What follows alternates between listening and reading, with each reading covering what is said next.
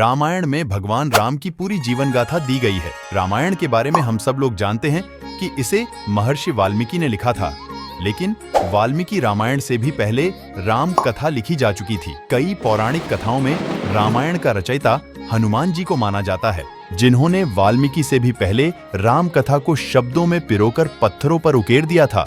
इन पौराणिक कथाओं में यह भी कहा जाता है कि हनुमान जी ने बाद में अपनी लिखी हुई रामायण को समुद्र में फेंक दिया था। उन्होंने ऐसा क्यों किया था? दरअसल हनुमान जी ने कैलाश पर्वत पर जाकर तपस्या की थी।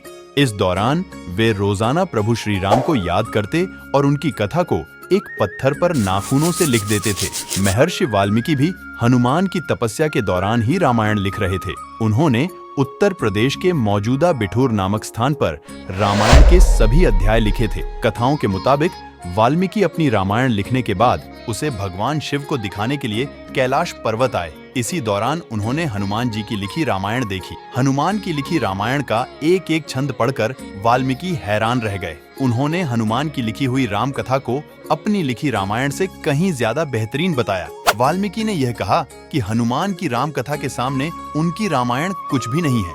कथाओं के मुताबिक इतना कहते समय वाल्मीकि की आंखों में आंसू आ गए।